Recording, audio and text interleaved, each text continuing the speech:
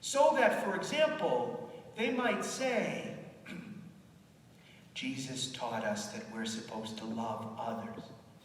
But then they'll separate that from their duty to love their neighbor or forgive 70 times 7 times. They'll say, Jesus taught us to love our neighbor. And then they'll say, I have a right to hold the grudge against my sister. Or, because I say I love this person to whom I'm not married, anything we do is fine. They were highly catechized, but least evangelized, because the gospel wasn't really alive. It was just a whole bunch of independent truths that weren't integrated into a living, life-giving relationship with Christ, capital T, truth incarnate. That's something we all need to reflect on.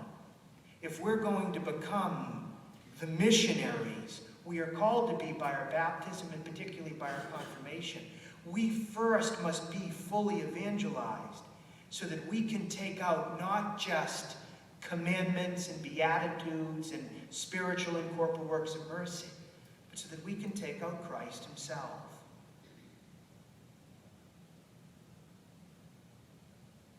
Before we get into the body of our talk, based on what we've just heard from Archbishop Martin, I want to revisit something that Pope Paul VI said in his beautiful exhortation on preaching the gospel, Evangelium Nunciandi, 35 years ago in 1975. He gave us an examination of conscience. It was basically forgotten in the church, and these lineamenta for next year's synod brought it up again. Let's listen. Paul VI said, it would be useful if every Christian and every evangelizer were to pray about the following thought.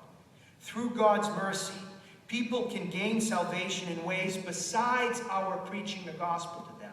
That's totally true. The Lord who created the sacraments isn't himself bound by the sacraments, and he can lavishly save people who have never become Catholic if they listen to his voice to the extent that they hear it through his speaking in their conscience. It's much harder to be saved outside the church, but it is possible because God wills all to be saved. By the way, parenthetically, why are only 1 of 6 people in the world Catholic? You know what the answer of St. Theresa was? And it's relevant to tonight's talk. St. Theresa answered that in one of her letters to her spiritual brother priests. She said, because of the laziness of Catholics. Because we've been satisfied just saying, hey, I go to daily Mass. Hey, I go to Mass on Sunday. Hey, I know the faith. I'm good. Where so many other people need the gospel. Think about that as we listen to these questions.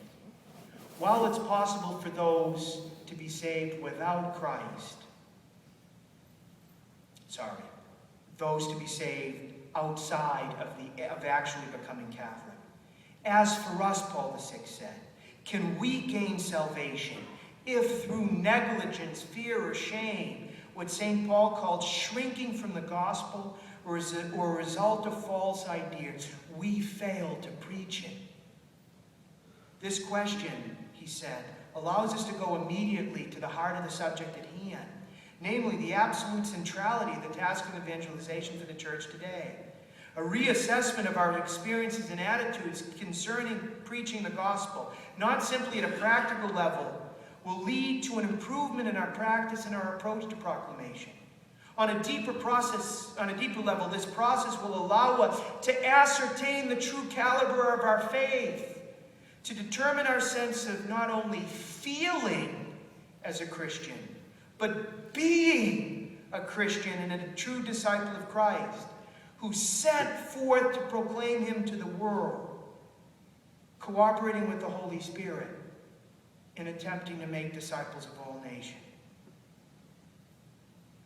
We need that examination of conscience. St. Paul said, woe to me if I don't preach the gospel.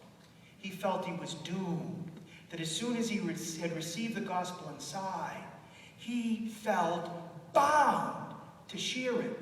He couldn't keep it within. And we need to do the same with that treasure. I say to my people up in Massachusetts all the time, because we're living in a really materialistic culture, I say two things to them.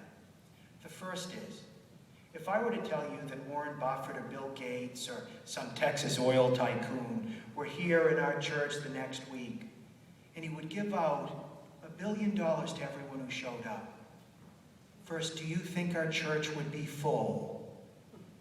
And they all go like this. And the only thing we're serving is the King of Kings and Lord of Lords, President of the Appearance of Bread and Wine. But somehow that's not as valuable. But the second thing I ask them is, if you knew that Buffett were going to be here next week, giving out $1 billion to everyone who showed up, would you call somebody and say, guess what? At St. Anthony's next week, you're going to strike it rich. Would you tell somebody, a stranger that you met at the supermarket, about this incredible opportunity? Would you go to your next door neighbor and say, you got to make plans on Sunday to be at St. Anthony. Something awesome's going to occur. And I begin to get, even from staid Roman Catholics, amens from the crowd. Because we would want them to share about it. I mean, heck, if we find a diet that works, we scream it from the housetops, right? But somehow we've got the greatest news ever told, and somehow we're too embarrassed to spread it. We keep it to ourselves. This is what we're talking about. What I want to do is talk about 5 central aspects of the new evangelization we can learn from Pope John Paul II to help us grasp and fulfill our vocation as mission as Catholics alive at this time in this place. St. Peter was alive 2,000 years ago to do his part in the spreading of the faith. You're alive right now to do your part as faithfully as he did his in your time and place. So what do I want to do? I want to talk about the new evangelization more specifically so that we've got a clear idea of what it is. Second, I want to talk about its method. Third, its content. Fourth, its agents. And fifth, its recipients. First, what is the new evangelization? The clearest articulation of what it is in its depth came from Cardinal Joseph Ratzinger, our present Pope Benedict, 11 years ago in an address in 2000.